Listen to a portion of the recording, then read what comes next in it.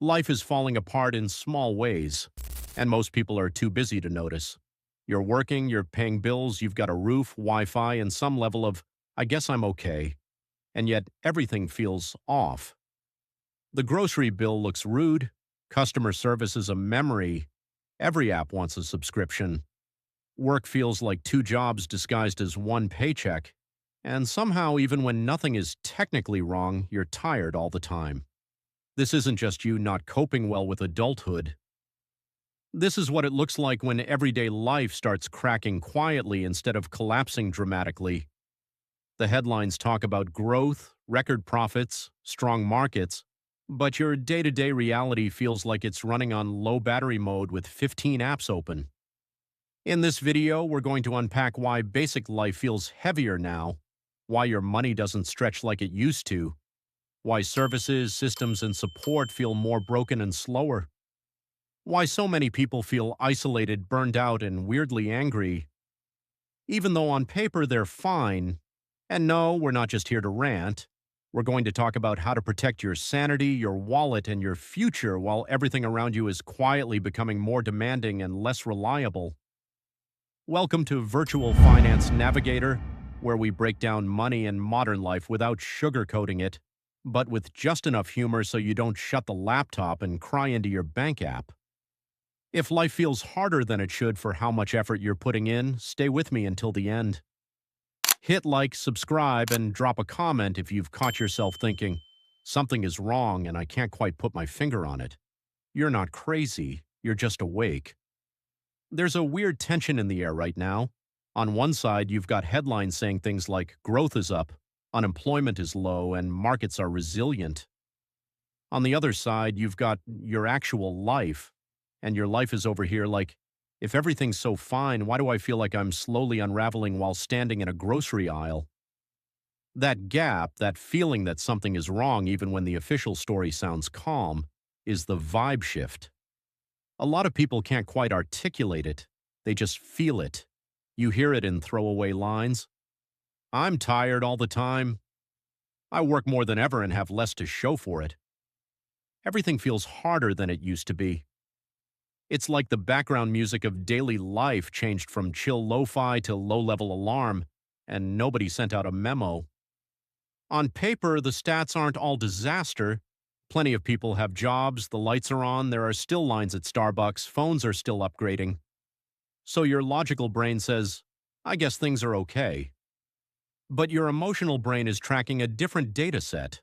The stress when you open your banking app, the anxiety when a small unexpected expense pops up, the way minor inconveniences now feel like personal attacks because you're already stretched thin.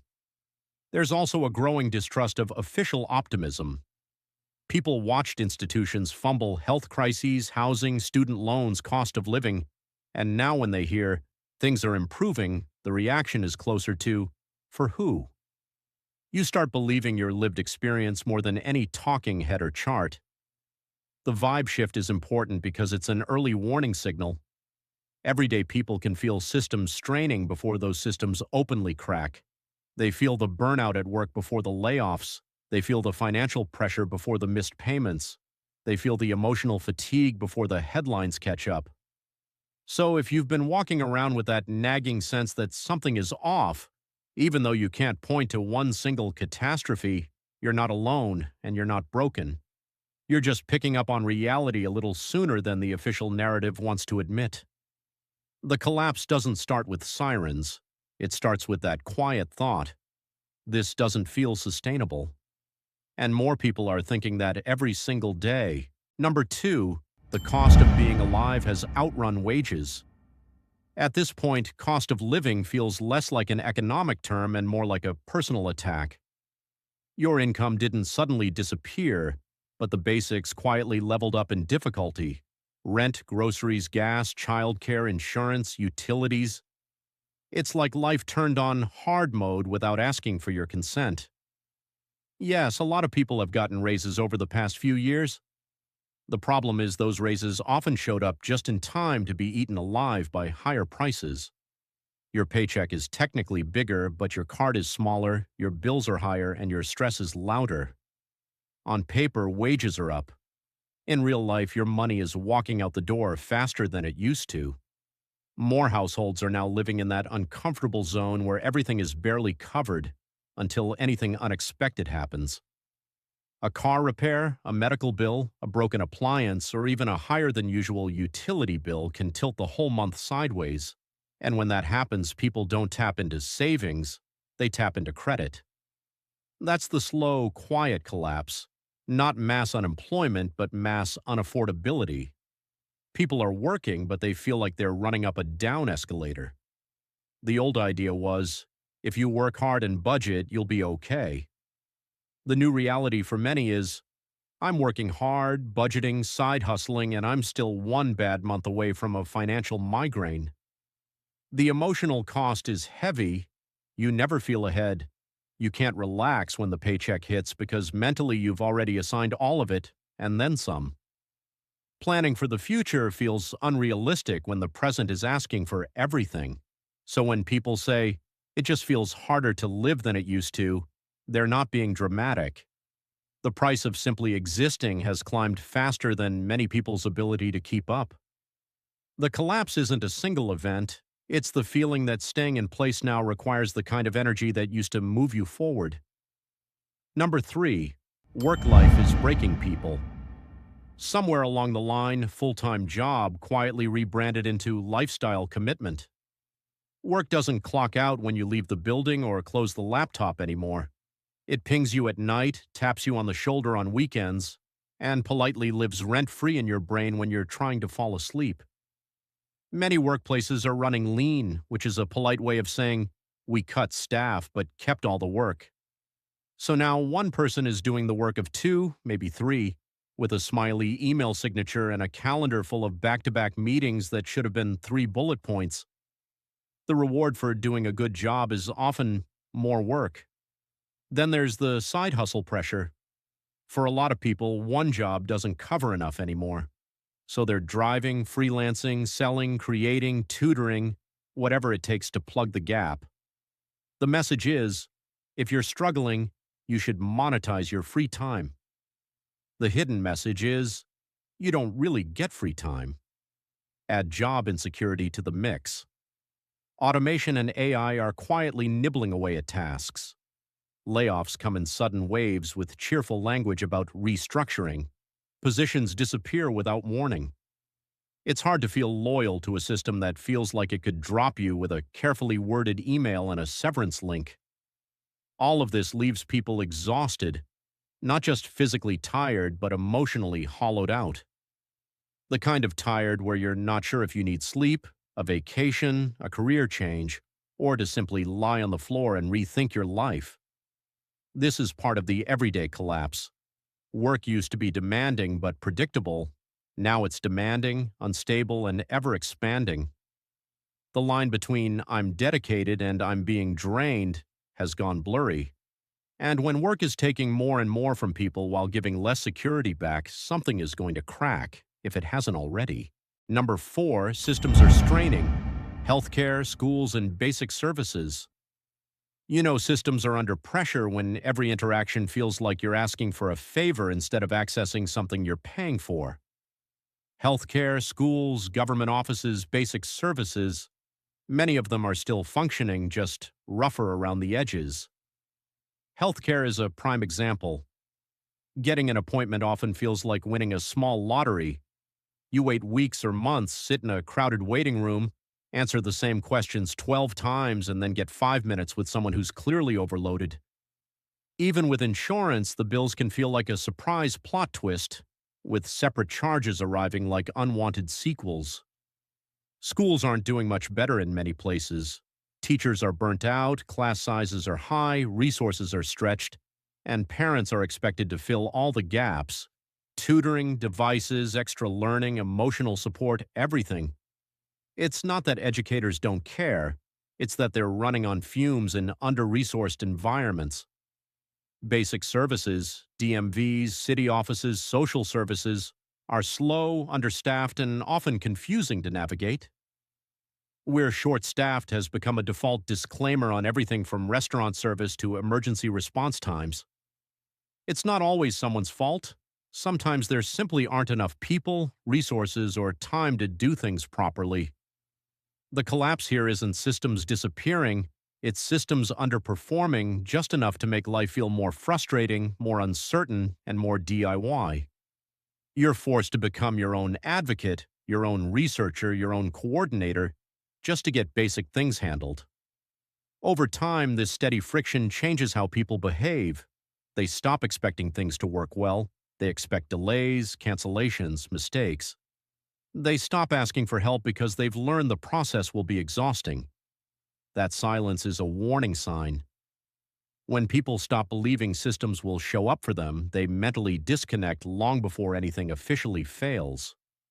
Number 5, the erosion of community and social connection. Humans weren't designed to do life solo with nothing but a phone and a to-do list, yet that's what a lot of people's routines look like now. Wake up, handle your personal chaos, stare at screens, maybe wave at a neighbor, go to bed, repeat. There used to be more built-in community, extended family nearby, local churches or centers, long-term neighbors, social clubs, kids playing outside in groups. Now people move more often for work or cheaper housing. Neighborhoods churn, friend groups are scattered. Everyone's schedule is full and everyone's tired, so let's hang out keeps getting pushed to sometime soon. Online life fills some of that gap, but it's a weird substitute. You can talk to thousands of people and still feel alone. You can scroll for hours and still feel unseen. You get small hits of connection, likes, comments, DMs, but not always the deep, stable support that actually carries you through hard times. The result is a quiet loneliness.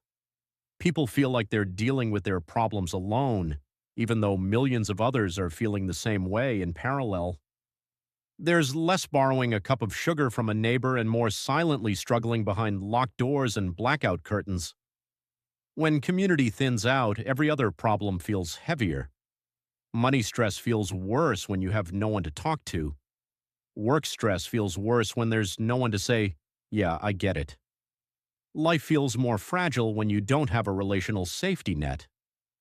That's part of the everyday collapse. Not just systems breaking, but relationships weakening. Not because people don't care, but because everyone is overloaded, distracted, and running on low emotional battery. The less we're connected, the more each person carries alone, and the more likely they are to quietly buckle under the weight. Society by how its public spaces look, and in a lot of places, things are not inspiring. Roads with craters, transit that's unreliable, buses that never show up, train systems that feel stuck in another decade, parks with broken equipment, trash that hangs around longer than it should, bathrooms that feel like side quests in a horror game. None of this is necessarily catastrophic on its own, but stacked together it sends a message: we're behind. You feel it when your car hits the same pothole for the 10th time. You feel it when your bus is late again. You feel it when simple errands take twice as long because the systems supporting them are aging, understaffed, or underfunded. Private spaces, malls, upscale districts, certain neighborhoods might still look polished, but the shared spaces that everyone uses are often the ones deteriorating first. That deepens the divide between those who can buy their way into nicer environments and those who are stuck dealing with whatever is left.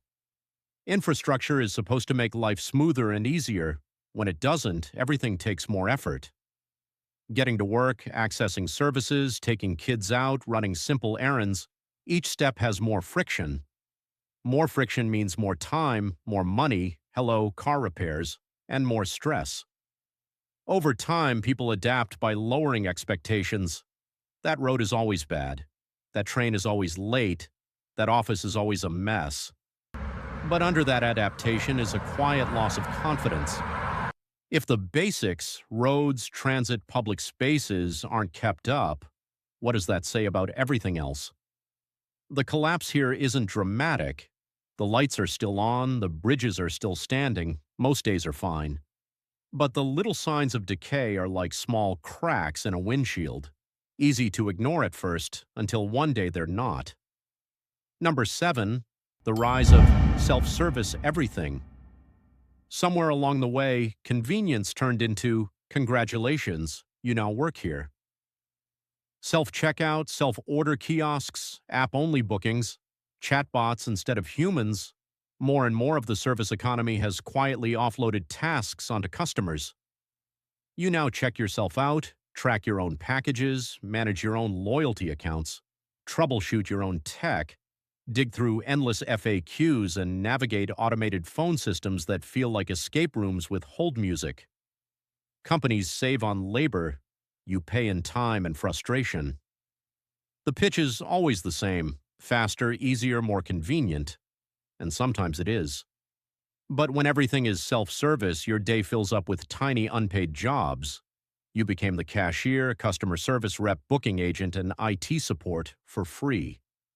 The more you do, the more normal it feels, and the less you notice how much labor quietly shifted from companies onto you.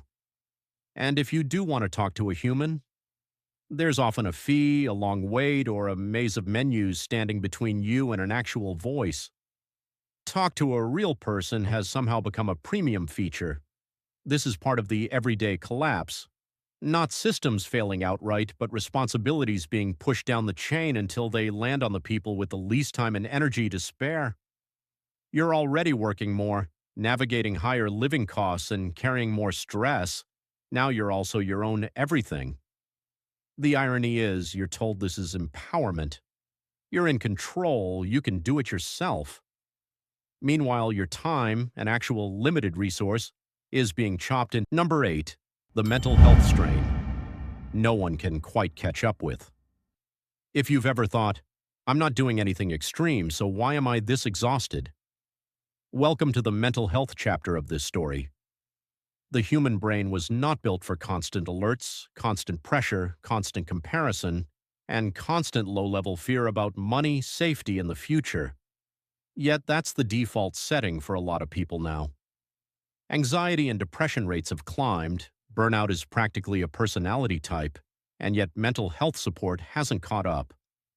Therapy can be expensive, hard to access, or booked out for months. Self-help content is everywhere, but applying it when you're already drained can feel like trying to fix a car while it's speeding down the highway. On top of that, there's this weird guilt about struggling. Other people have it worse.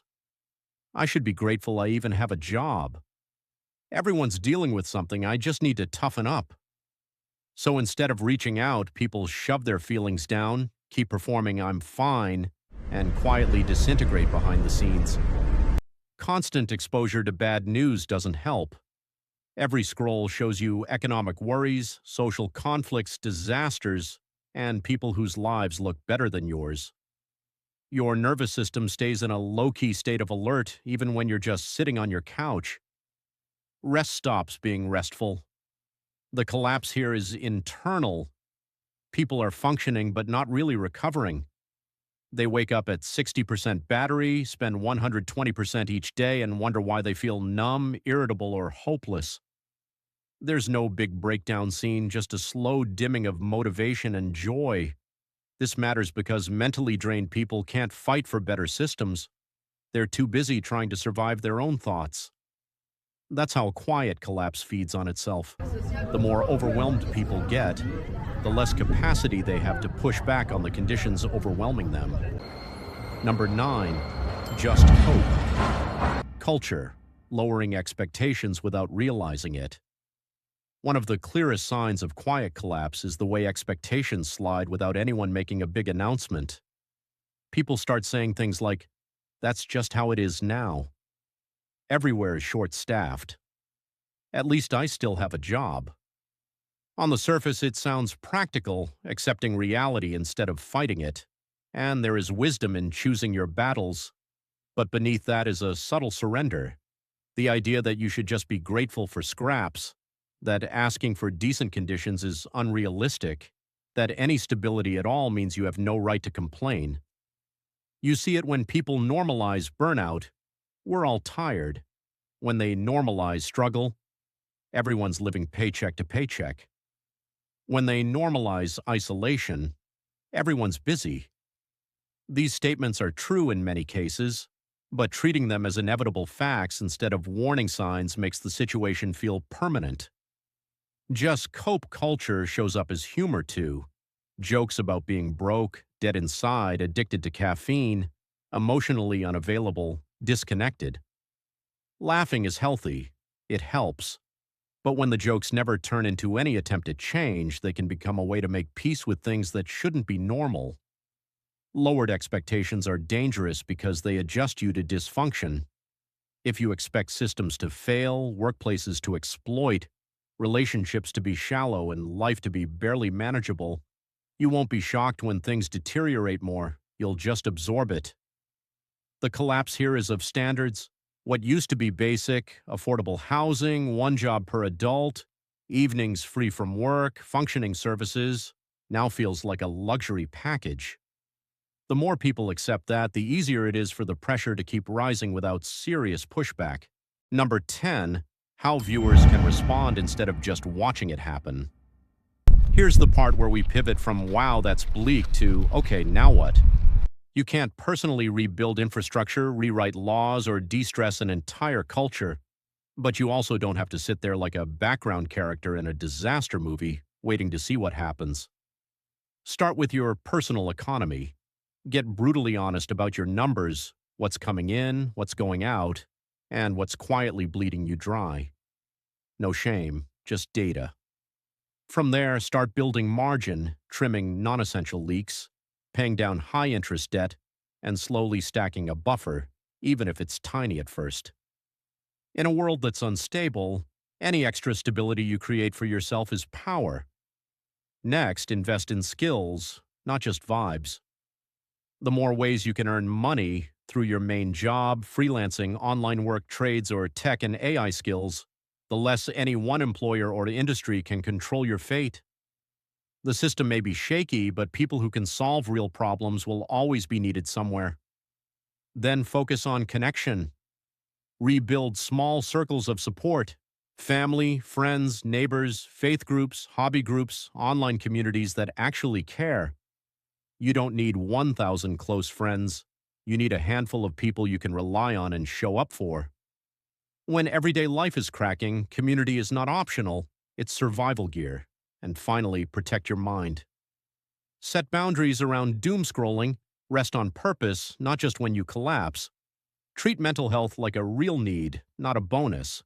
You think clearer and choose better when your brain isn't constantly in panic mode.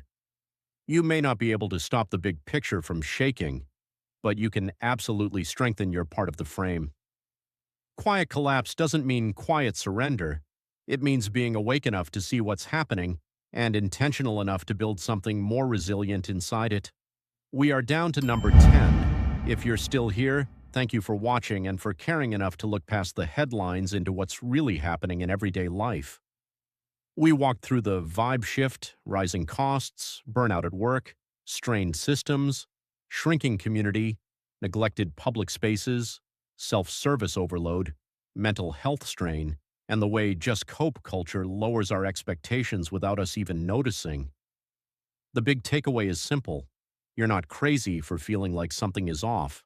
The pressure is real, but you're also not powerless. Step by step, you can tighten up your finances, grow your skills, rebuild real connections, and protect your mental space so you're not crushed by a world that feels heavier every year. If this breakdown helped you put words to what you've been feeling, do 3 things for me. Like this video so more people see it. Subscribe to Virtual Finance Navigator for more real talk about money and modern life. Comment one small change you're going to make after watching, financial, mental, or relational. And share this with someone who keeps saying, something just feels wrong lately. They're not alone, and neither are you.